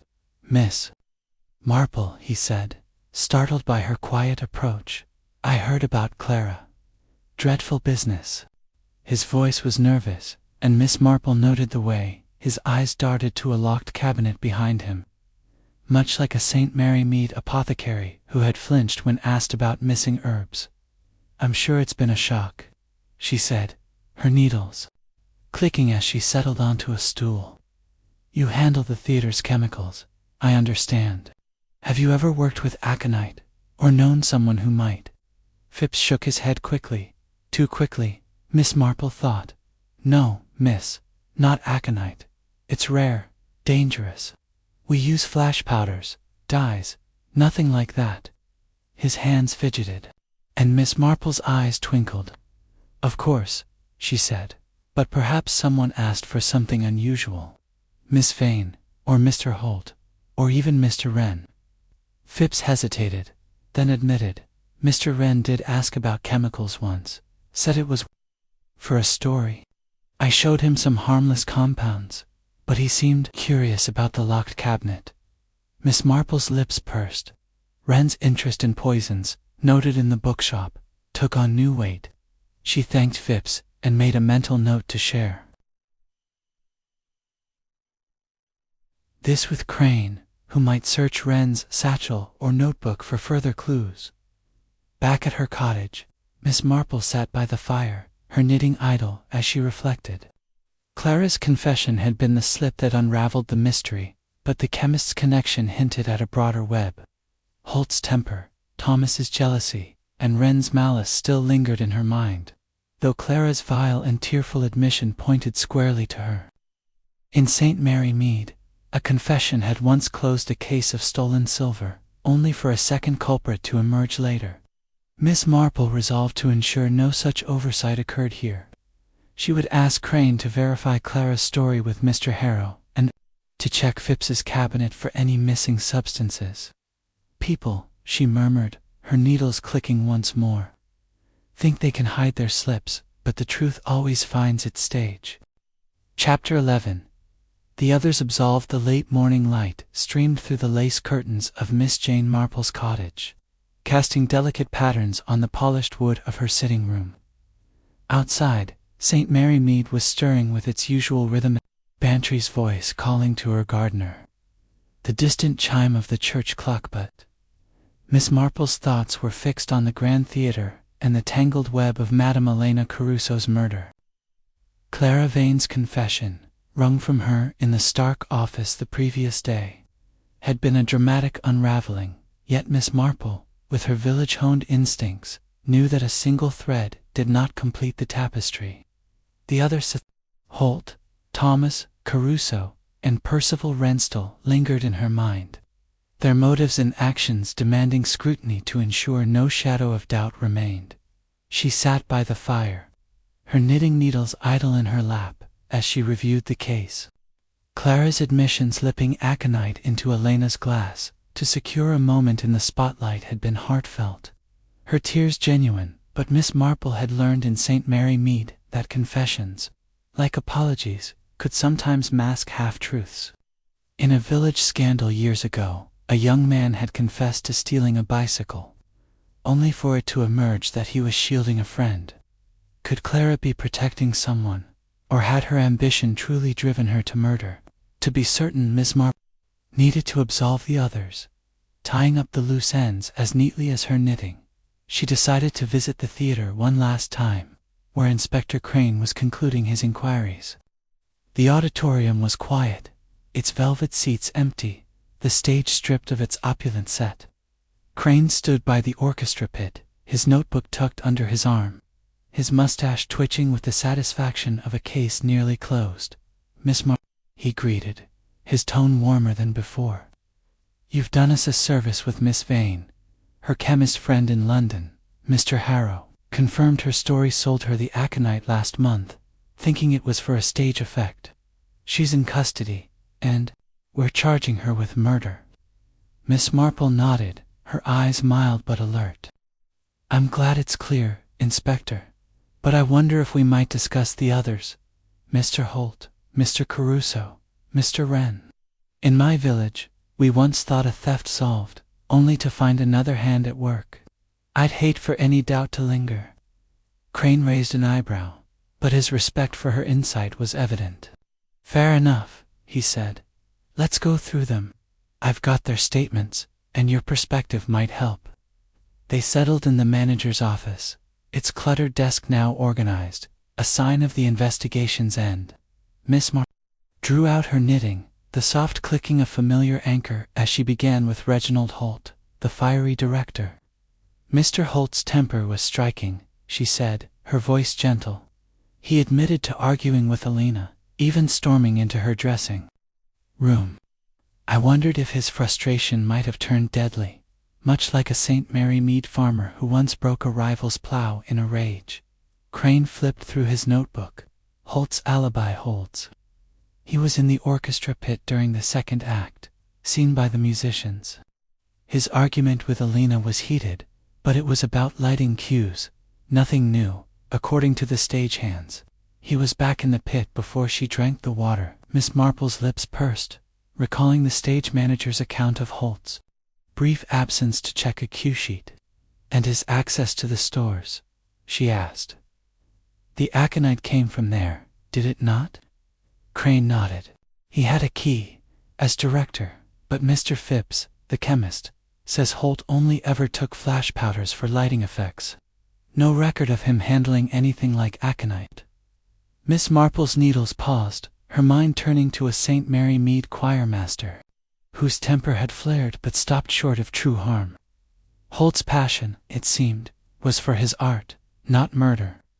His temper is real, she said, but I believe it's harmless, like a storm that breaks no branches. Next was Thomas Caruso, Elena's husband, whose silent grief had stirred Miss Marple's suspicions. Mr. Caruso brought the glass of water, she said, and his jealousy over the tenor, Lorenzo, was clear.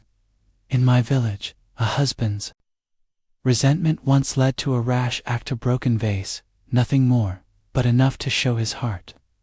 Could Thomas have acted in a moment of pain? Crane consulted his notes. He was in the front row when Alina collapsed, seen by half the audience. The glass was clean when he left it. Lucy Tate saw him set it down, untouched. His fingerprints were on it, but so were Elena's, and no one else's. Miss Marple's eyes twinkled, and the bottle Lucy saw him holding. She thought it was cologne. Crane shook his head. We checked his cigarette case and belongings. Nothing but tobacco and a flask of brandy, which he admitted to carrying for nerves. The vial was Clara's, and her prints were on it. Miss Marple nodded, recalling a St. Mary Mead widower whose grief had masked nothing but love. Thomas's pain, it seemed, was genuine, his jealousy a wound, not a weapon. His heart was broken, she murmured, but not his morals. Finally, they turned to Percival Wren, the critic whose venomous pen had cast a shadow over Elena's career. Mr. Wren's malice was evident, Miss Marple said, and his interest in poisons, noted in the bookshop, was troubling. In St. Mary Mead, a gossip's words once ruined a girl's prospects, and I wondered if Wren's spite turned to action. Crane's mustache twitched. Wren's a nasty piece of work, no doubt. He was near the dressing room, but no one saw him enter. His satchel had books and papers, nothing incriminating. Phipps confirmed he asked about chemicals, but never took any. His alibis then he was wandering backstage, but there's no evidence he touched the glass or vial. Miss Marple's needles clicked, her mind recalling a St. Mary Mead schoolteacher whose diary held spiteful entries but no proof of crime. Wren's malice, it seemed, was confined to his pen. His presence near the dressing room a critic's curiosity, not a murderer's intent. His words were poison, she said, but not the kind that killed. Crane closed his notebook, his expression one of relief. So, Clara Vane's our culprit. Her confession, the vial, the chemist's statemented, all fits. You've a sharp eye, Miss Marple, spotting that gesture in the rehearsal. Miss Marple smiled faintly, her thoughts turning to a village thief, unmasked by a nervous glance at a bazaar. "Small things, Inspector," she said, "often tell the largest stories." She left the theater, the village air crisp with the promise of autumn. Back at her cottage, she sat by the fire, her knitting resuming its rhythm. The others were absolved. Holt's temper a storm without substance, Thomas's grief a lover's burden, Wren's spite a critic's indulgence. Clara's ambition had been the fatal thread, woven into a deadly act. Yet Miss Marple's mind lingered on the chemist, Mr. Harrow, whose role, though confirmed, felt too neat. She resolved to ask Crane to verify his records, ensuring no other hands had sought the aconite. "People," she murmured, her needles clicking, "are so very clear when the curtain falls." The case was nearly closed, but Miss Marple's village wisdom urged one final check. Chapter 12. The curtain falls. The soft glow of twilight settled over St. Mary Mead, bathing the village in a gentle hush as Miss Jane Marple sat in her cottage, a cup of tea steaming beside her.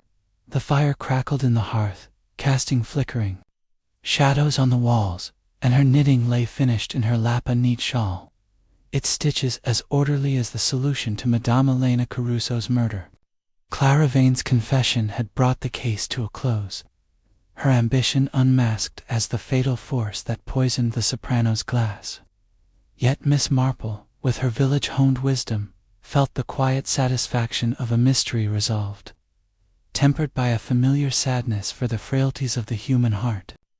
The Grand Theatre was preparing for a new production, and the village was abuzz with talk of the scandal. But Miss Marple's thoughts were on the parallels that had guided her to the truth. She had invited her friend, Mrs. Dolly Bantry, for tea, knowing that Dolly's insatiable curiosity would demand a full account of the affair. Dolly arrived promptly, her cheeks flushed from the evening chill, her eyes bright with anticipation. "Jane, you must tell me everything," she exclaimed, settling into an armchair with a rustle of her tweed skirt. "Poison at the opera, an understudy's treachery, it's like something from a novel. How did you know it was Clara Vane?" Miss Marple smiled, her needles tucked away, her hands folded neatly in her lap. "Oh, Dolly, it's never so different from our little village dramas. People are much the same, whether in a theater or a church hall. Ambition, love, envy, they drive us all, and they leave such clear traces if one knows where to look." She sipped her tea, her eyes twinkling with quiet amusement as she recalled the path to Clara's unmasking. Dolly leaned forward, her teacup forgotten. "But how did you sort out the others? That director, Holt, with his shouting, surely he could have done it. And the husband, so quiet and brooding." Miss Marple nodded, her mind drifting to the rehearsal that had been her trap, much like a St. Mary Mead bazaar where a thief's glance had betrayed her. "Mr. Holt's temper was fierce," she said, "but it was all bluster, like our Mr. Grimsby when he scolded the choir. His love was for the stage, not for harm. His alibi held firm, the musicians saw him in the pit, and the theater's chemist confirmed he never touched the aconite." She paused, her eyes softening. "Thomas Caruso, poor man, carried a heavier burden. His love for Alina was real, but so was his pain. I thought his jealousy might have driven him, like Mr. Travers in the village, who once threw a stone at a rival's window. But Thomas was in the audience, his hands clean of poison, his grief unfeigned." Dolly's eyes widened. "And that dreadful critic, Wren, his reviews were poison enough. I'd have believed him the culprit." Miss Marple chuckled softly, recalling Wren's sharp smirk in the bookshop.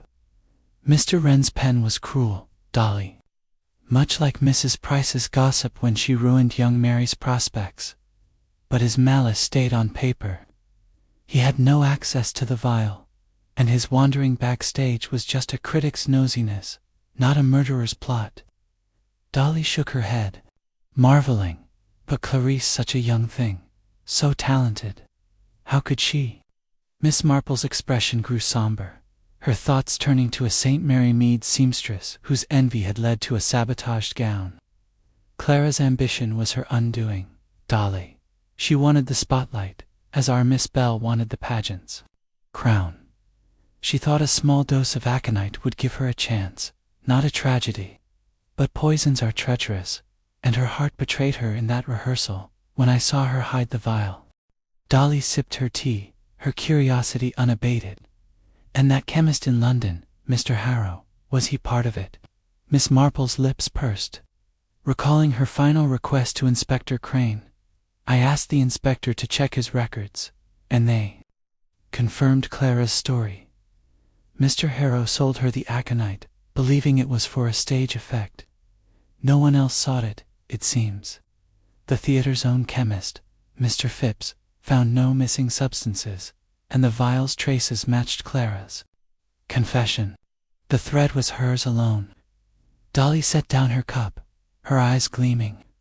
You're a wonder, Jane, to think all this from watching people, as you do in the village. What made you so sure? Miss Marple's smile was faint, her gaze distant.